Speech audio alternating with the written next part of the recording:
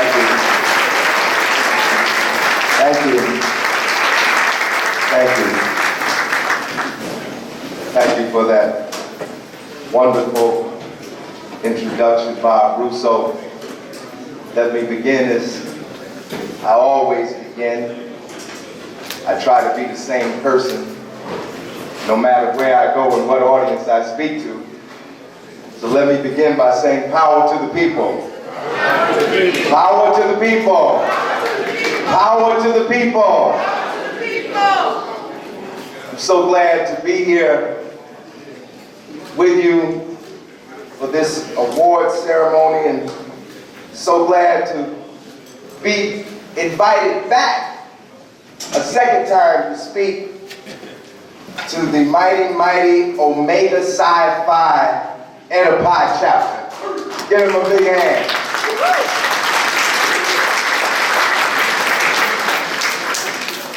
I felt I owed them because I barely made it to the last engagement we had in Newark, but it all worked out fine.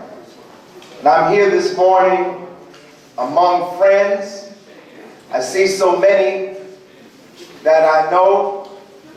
Of course, my friend of many years, Bob Russo, who introduced me, but my dynamic councilwoman, Dr. Renee Baskerville, who I love, and who has been on the picket line and in the marches with us, and my classmate.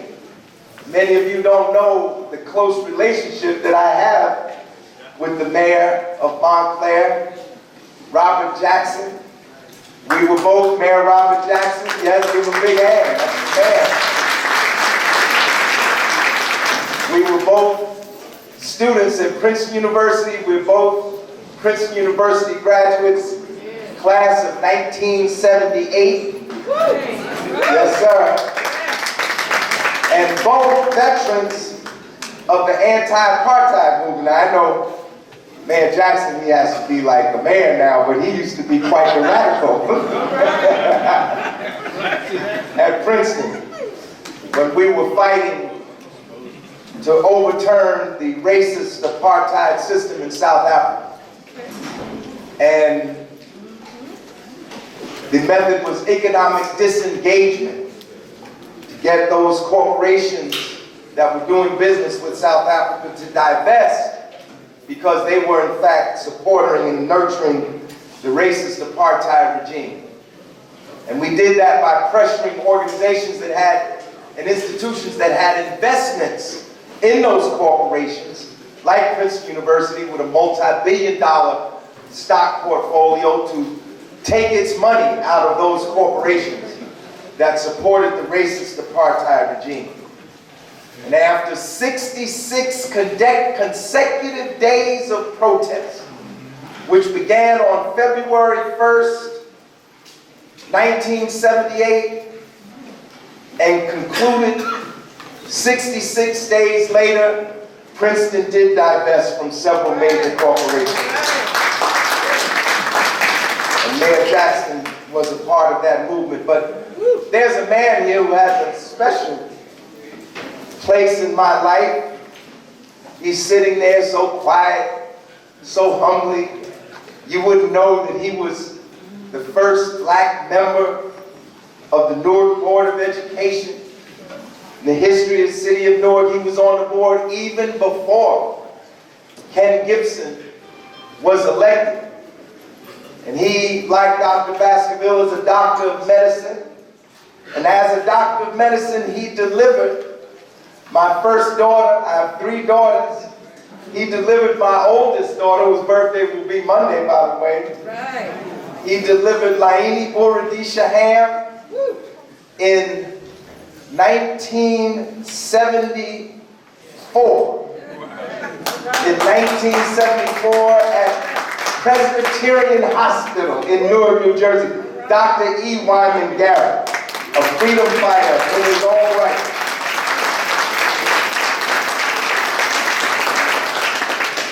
Dr. Garrett was a hellraiser. Dr. Garrett used to turn the board meetings out. And that's when he was off the board. They thought it was done when his term was over. He would come back and turn the board meetings out. And he was a close ally. And I mention this great man because the anniversary of his passing was this week. Dr. Garrett was a close ally of the artist, the writer, the poet, the playwright, the leader, the father of the Black arts movement, and a leader of the Black liberation movement, Amiri Baraka.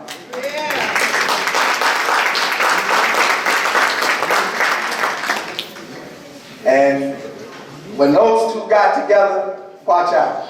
There was nowhere to hide. So I'm so glad to be here with so many of you. And of course, I could do this all day because I know so many of you in here. You're my friends and you're my neighbors. I am originally, people don't know, I'm actually originally from Washington, D.C. But I was raised in Newark, New Jersey.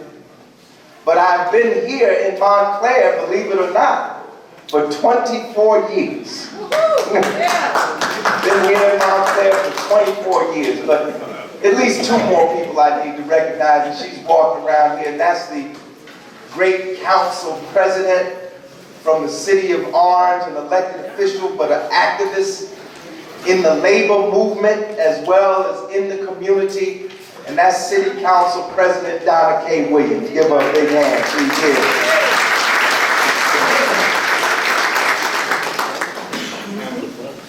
I'm 63 years old, brothers and sisters. I turned 63 on December 24th. I always wondered if I would live longer than my father.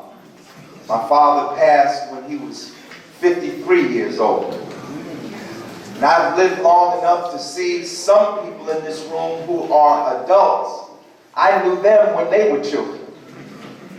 And one of those is a dynamic young woman. She is twice elected president of the Newark Education Association. I knew her mother and her father, who were supporters of Amiri Baraka in the 60s and early 70s. And I used to see her playing on West End Avenue when she was a little girl. She's grown up to become a leader in the labor movement. And if we ever get it up and running in Newark, Newark's first police review board, she is the representative to the police review board of the People's Organization for Progress. That's Annette Austin. Annette, stand up. Would y'all recognize Annette Austin? She's a teacher. She's been teaching for almost 30 years in the Newark school system. So I'm very glad to be here this morning. And I'm not going to keep you too long because I don't want to bore you. But this is a great day.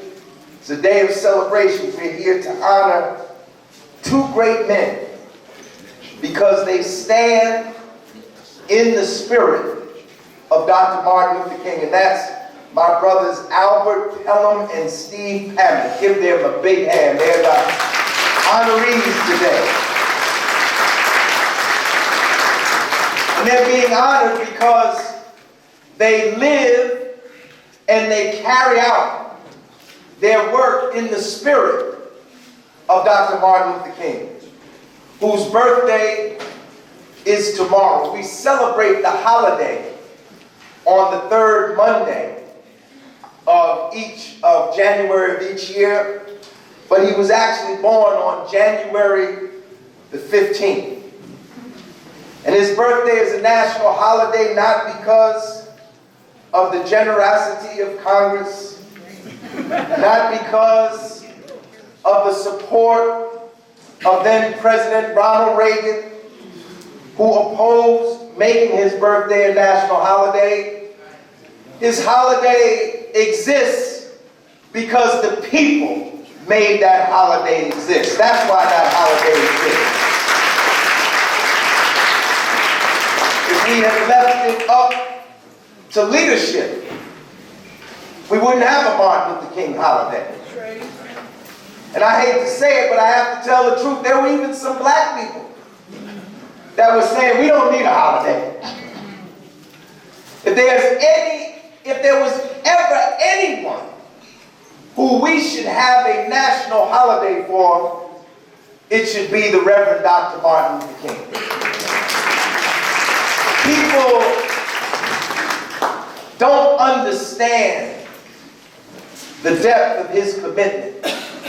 Every year, when it's Dr. King time on television, they'll play the little short clip from I Have a Dream. And everybody knows the words, I have a dream. But how many of you know the whole speech? They won't play the whole speech. But Dr. King is a great leader not because he was a great speaker. And believe it or not, even though most people would agree he was one of the greatest orators of the 21st century, he may not have been the greatest speaker we ever had. Dr. King was a great leader because of the sacrifices he made unto his life for the liberation of his people. That's why Martin Luther King is a great leader.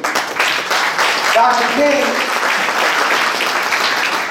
the anniversary of the Montgomery bus boycott is December 5th. They had the rally. The night that they had the rally for the Montgomery bus boycott, Dr. King's house was bombed. The children and Coretta were in the house. As early as 1957, when Dr. King wrote his first book, or his second book, Stride Toward Freedom, he was autographing books in Harlem. He was nearly stabbed to death by a black woman in Harlem who was mentally disabled. Dr. King's house was bombed more than once. He was arrested 39. Let me back up and answer this question. How many wives in here? Raise your hands. Wives. Girlfriends. Raise your hands. If your man was out there doing something that caused some people to throw a bomb in the house when you and the kids were in the house, what would you say to your man?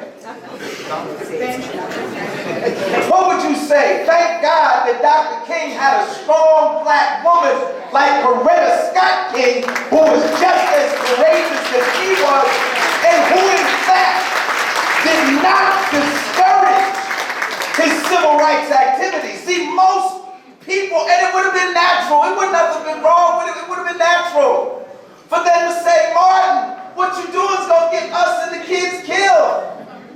But our people were in the midst of a struggle against racial apartheid and racial terror. And everybody knew what time it was. That's why the Montgomery bus boycott succeeded, because there was a high level of consciousness, because people understood the mission that they were on. They knew they were in a historical moment, and they had what? More than anything else, they had unity. 60,000 black people boycotted those buses for 381 days, the greatest, longest, strongest boycott that was ever successful in the history of the United States of America.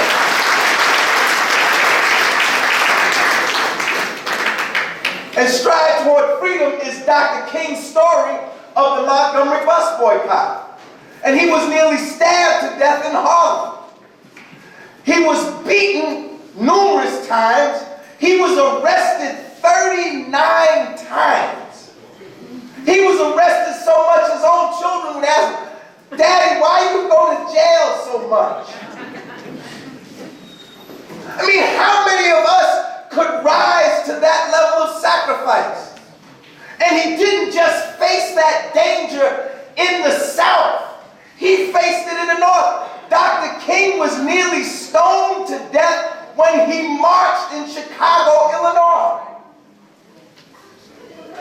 And then he gave the ultimate sacrifice, his life. Dr. King didn't die a natural death. He didn't die in his sleep. He didn't die from disease. He died because there were orders given to people people to kill him. There was a program called COINTELPRO, Counterintelligence Program.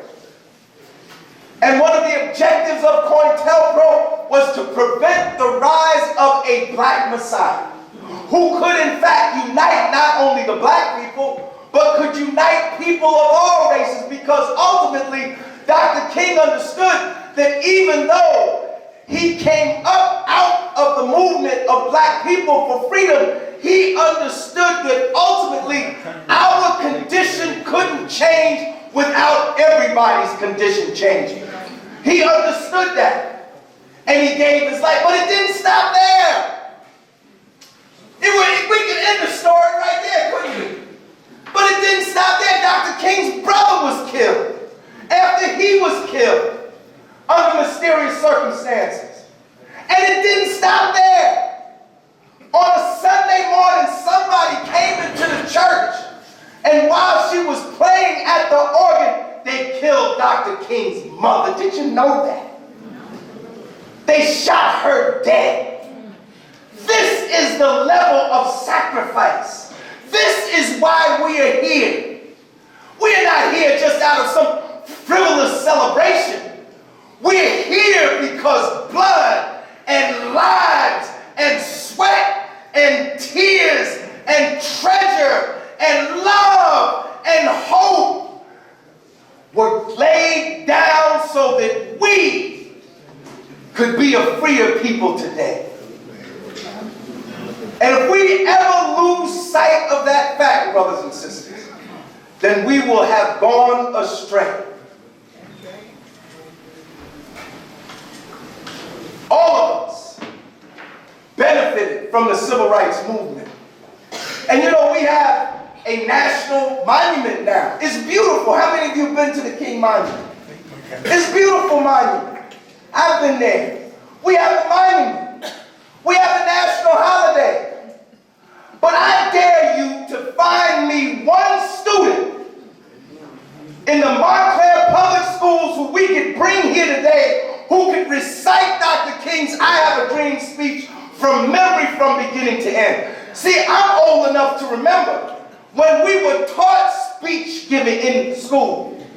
They call it elocution. When we had to memorize the Gettysburg Address.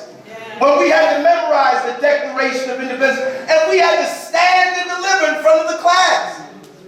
We have a national holiday, a national monument, and most of our young people don't know beyond I Have a Dream what Dr. King stood for. Dr. King wrote 6 books. Measure of a Man, Stride Toward Freedom, Strength to Love, Why We Can't Wait, Where Do We Go From Here, Chaos or Community, and Trumpet of Conscience. I dare some board member to stand up in this room and tell me right now that 1, not 6, not 5, not 4, not 3, 1 of those books is required reading in the Montclair High School.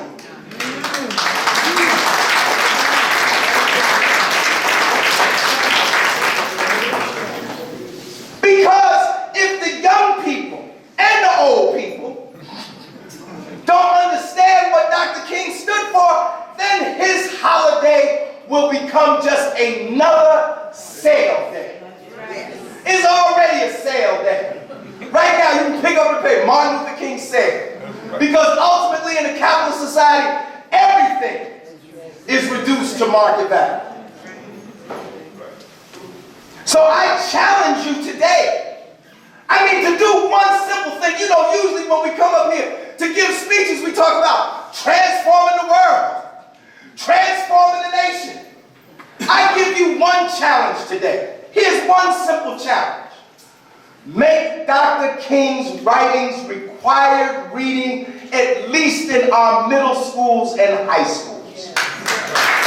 If you do that,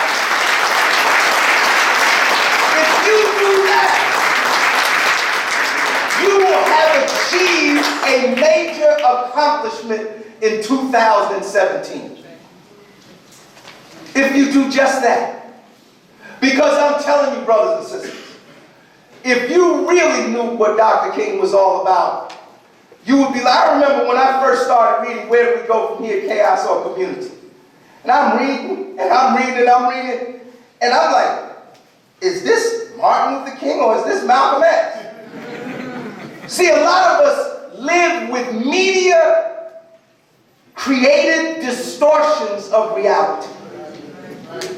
We got people right now, you go on Facebook, you go on Instagram, people juxtaposing Martin Luther King against Malcolm X. That's obviously someone who's ignorant. Because if they had read Dr. King, they would see that there's more convergence between the two than there was differences. Because both men were men in ideological evolution. Because if you read Malcolm X, from his speeches as early as the 1950s, and you read his last speeches in 1964 and 65, you will see that he evolved, that his views changed. He wasn't any less radical, but he had a different perspective on the world. And Dr. King was similar, but I will say this. If you read Stride Toward Freedom, and if you read Where Do We Go From Here, Chaos or Community, you will see a great deal of consistency. And they fought so hard. And Dr. King was so outstanding. What a model for our young people.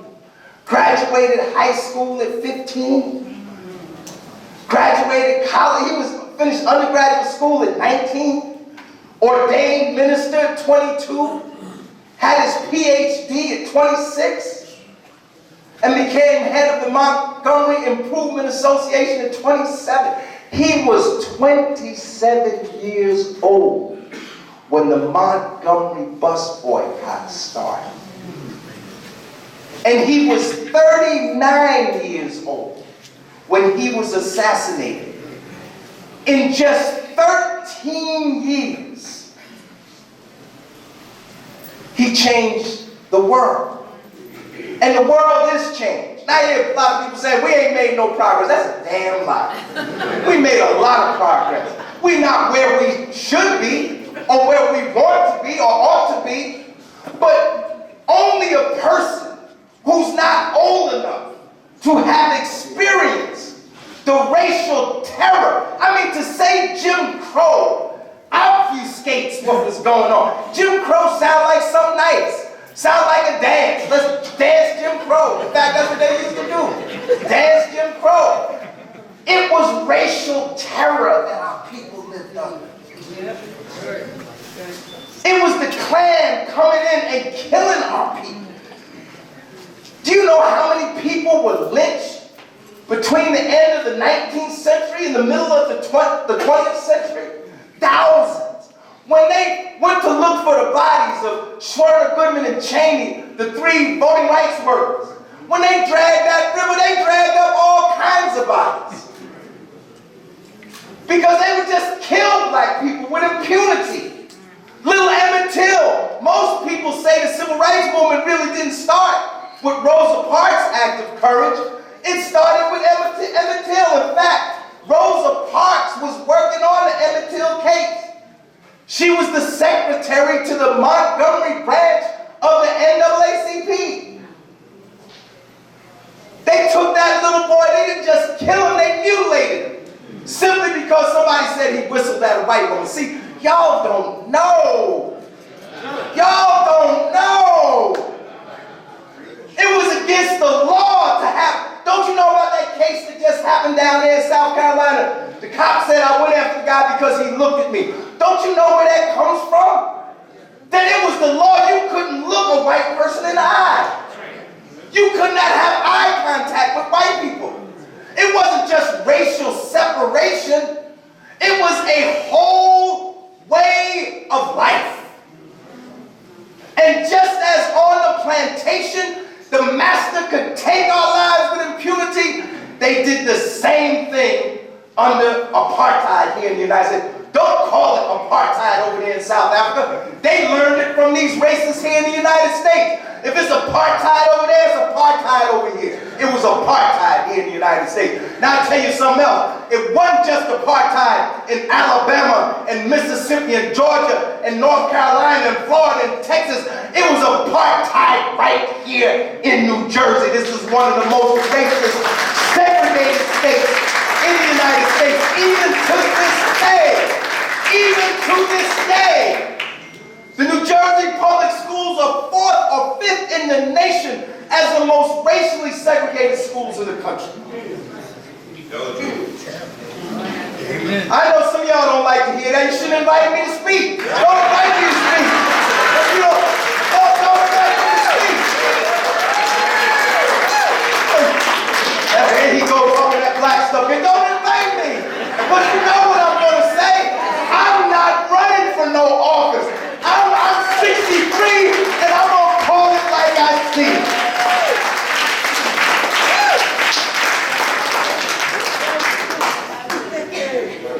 We had segregation right here in my lifetime.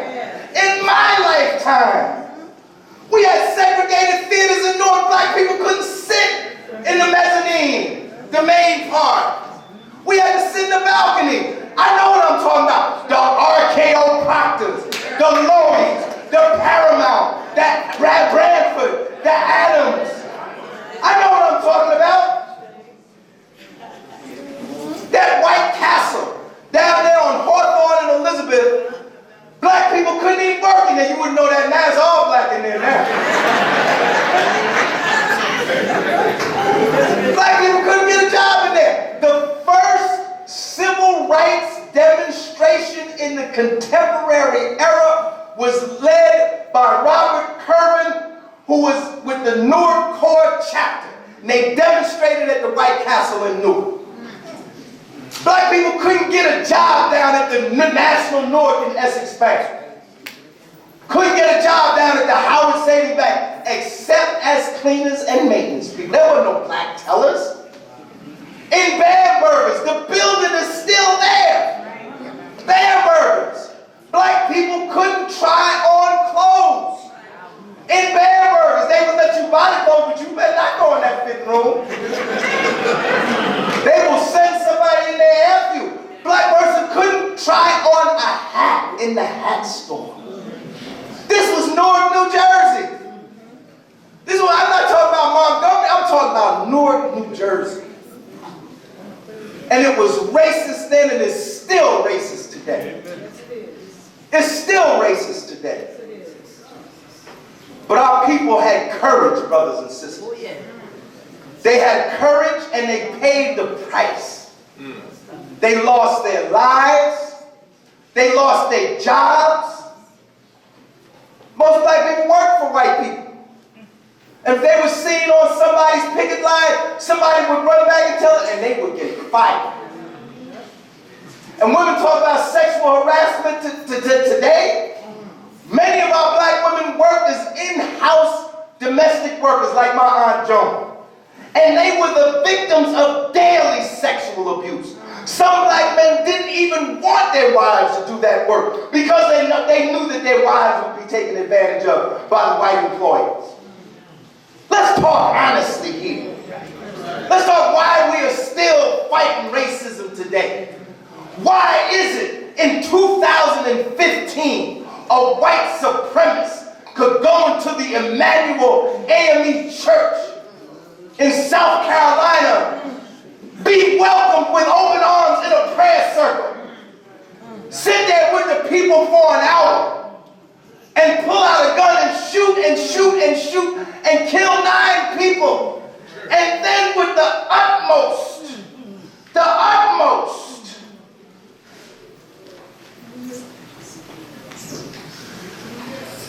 tell one, I'm not going to kill you because I want you to go and tell him.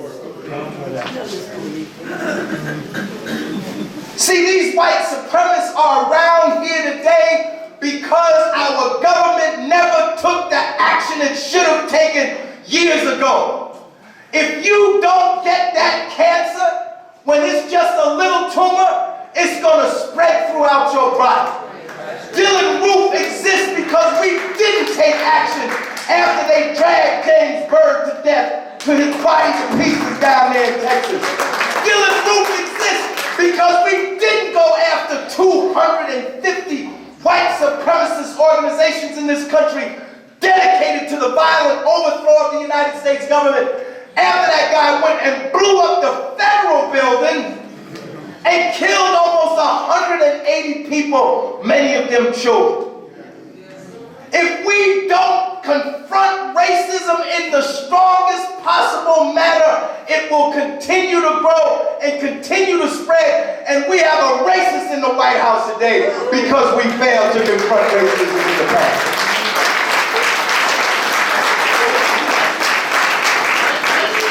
I mean, think about it. Think about what happened this year. Somebody, an avowed white supremacist, went to a black church and killed people. I mean, the Klan would blow up churches, but I don't have a story about them going in there and killing the people while they were praying. That happened in the 21st century. And now we have an election where the chief advisor, the chief counsel to the president, Steve Bannon, the former CEO of the right-wing fake news website Breitbart, is now the chief counsel. His office is next to the president's office.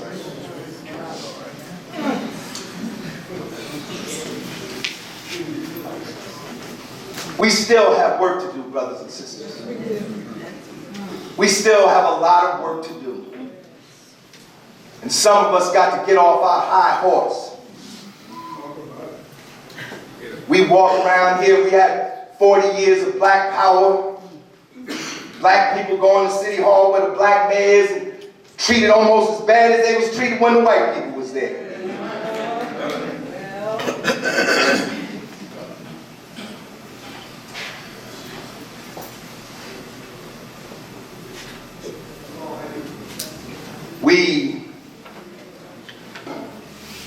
Some of us are making $100,000 a year.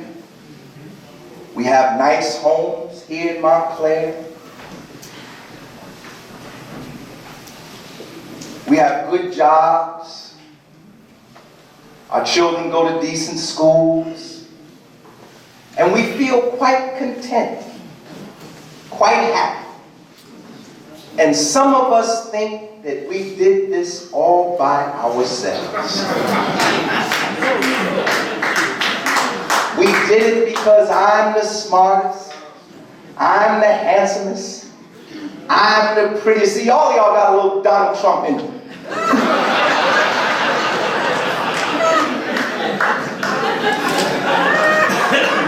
I'm the handsomest, I'm the director, I'm the executive director, I'm the executive of the executive director. You black people would be back on the farm if it wasn't for the folks that fought and died during the civil rights movement to kick the doors of these colleges open that would not accept black people into their institutions. I know. Me and Mayor Jackson, we know the story of our school, Princeton University. Princeton was a finishing school for the sons of the slave masters. They didn't accept no people. Read Judge Bruce Wright's book, Black Robes, White Justice. Bruce Wright was accepted to Princeton in the early 50s. He wrote so well, they thought he was a white person. They called his name, the black person raised their hand, they said, Bruce Wright, oh, he's raising his hand. He said, I'm Bruce Wright, we don't accept no Negroes here. Paul Robeson couldn't go to Princeton University. We have our middle class lives today because some poor working class people decided to get on a picket line because they wanted their children to have a better life than they did. And we have to understand that. And we have to close the divide, not just between the races, but the divide that exists in our own community today. Yes, yes. Some of us trying to run as far away from the masses of black people as we can. And it is only our unity, brothers and sisters, that is going to help us progress. We have some work to do in the year ahead. We suffered a major setback on November the 8th. And we got to do some serious struggle in our own community. We got to start confronting black people on the spot. When we start talking about voting, they start talking about voting don't matter. We got to start arguing with these people. People talking about my vote don't count. Look, Donald Trump, first of all, he didn't win the popular election. He didn't win the popular vote. Hillary Clinton won the popular vote. She won it by 3 million votes, the widest margin in the history of presidential elections in the United States. I mean, we taught in school, we elect the class president, who win? Majority rule. We elect the council, who win? Majority rule. We elect the state legislature, who wins? Majority rule. We elect the governor, who wins? Majority rule. It's only when we get to the president that some little group of people over here can overrule the will of the majority of people. We should have direct election of the president in the United States of America. Donald Trump is only president by virtue of the Electoral College, an institution which was created to give the southern slave-holding states more voice in the choosing of the president. Because the white populations in the slave-holding states were so small that they had to pass an amendment to the Constitution that would allow them to count 3/5 of their slave population toward the total population so that they could send just as many representatives to Congress as the northern states. So Trump is president by virtue of an institution that's the vestige of slavery in the United States of America. And we must never let that be forgotten. We must never let that go by. Never let that slide. And we have to start struggling within our own community against people talking about my vote don't matter, or talking about protests don't matter. Negro protest is what got you where you are today. If it wasn't for protest.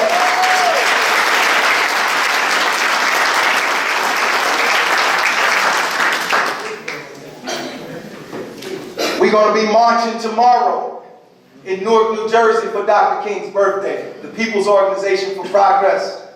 We're having our Martin Luther King March for equality, justice, peace, and this year, democracy. Because the very foundations of our democratic society are being shaken. And this is going to be a year we want everybody to come out. If everybody in this room would march tomorrow, it'd be quite a march. But see, I know what's going to happen. You're going to feel good. A few might say Larry gave a good speech. And you're going to go back to business as usual. In 2017, we can't go back to business as usual. In 2017, we got to get out of the bleachers and into the game, brothers and sisters. Too many of us are sitting on the sidelines. Too many of us are letting a small group of people carry the burden that is black people's struggle for freedom and equality. And when those people wear themselves out, and when their families are destroyed, when they lose their job because they was out protesting, you say, oh, that was a good brother. That was a good sister. Well, they wouldn't be in that shape if you had done your part. And democracy is not just about voting. There's more to preserving democracy than just going to the ballot on election day. You have to fight for it every day. Everything that we cherish is in jeopardy right now. They already voted, they already gutted the Voting Rights Act. And if Trump appoints that next Supreme Court justice, the 5-member conservative majority will return and they will kill whatever is left of the Voting Rights Act and the Civil Rights Act. Voting rights, women's rights, labor rights, gay rights, everybody's damn rights are in trouble. And we got to have sense enough to come together, to put aside our differences and unite and turn this thing out. We need in 2017 to have a massive voter registration drive. We cannot let this state, which stood strong blue in the presidential election, elect another Chris Christie in 2017. We can't do it, brothers and sisters. We can't do it. We can't do it. I'm not enamored. I'm a Democrat, but I'm not enamored with the Democrats. I was a Bernie Sanders Democrat. I want change. A lot of these Democrats, one of the reasons we in this shape is because a lot of Democrats got too comfortable. They fell in too close with the establishment. If we had really upheld our social democratic tradition, we wouldn't be in this shape. But we have to have a united front to prevent them from gaining any more ground. And we got to protest in 2017. Everybody in here. Don't tell me about Dr. King if you ain't never been on the picket line. I don't want to hear it. I don't want to hear it. I'm too old for the BS anymore. That you such a nice person, but you ain't never been on the picket line. You ain't never been on a demonstration. And I'm going to tell you, those of you who do get on the picket line, you go to the demonstration, bring your children with you. Bring your children with you. Let them see how the struggle really works. See, if you lived all your life and you never stood for a cause that was unpopular, then you really haven't lived. Because I'm going to tell you something, civil rights was not a popular cause. At the time that Dr. King died, his popularity was at its lowest ever. Because he came out against what? The war in Vietnam. And he came out against what? The capitalist system. Dr. King said, you read that book, Where Do We Go From Here? Chaos or Community. Dr. King says, and I quote, we need a radical redistribution of power and wealth in the United States. Dr. King said, and I quote, we need a radical transformation of our socio-economic system. For that, and for the Vietnam War, they shot him dead. And they shot him on the anniversary of the day that he gave his speech, Why I Oppose the War in Vietnam. He gave that speech April 4th, 1967. They killed him April 4th, 1968. I'm going to tell you something else. As far as I'm concerned, Martin Luther King's death is not a closed issue. They need to reopen the investigation. We need to expose every person, every branch of the government that was part of that conspiracy needs to be exposed. And it was ruled, Coretta Scott King brought federal suit. The judge ruled that King did die as a result of a conspiracy. So brothers and sisters, as we move ahead, let's unify, let's unite, let's get active. Let's get from out in front of those televisions. Take those earplugs out. And connect with other people. Let's build the kind of movement we need to build. Not just to get Trump out of there in 4 years. Because we know it's really not just about Trump. It's about a system that produces poverty. Twice as many people unemployed today. Twice as many people living in poverty today.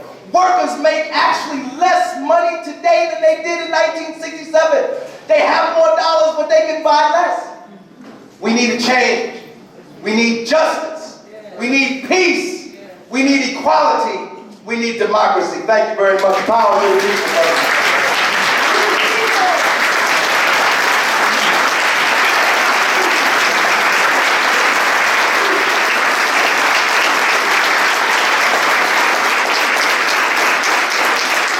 Come on, people.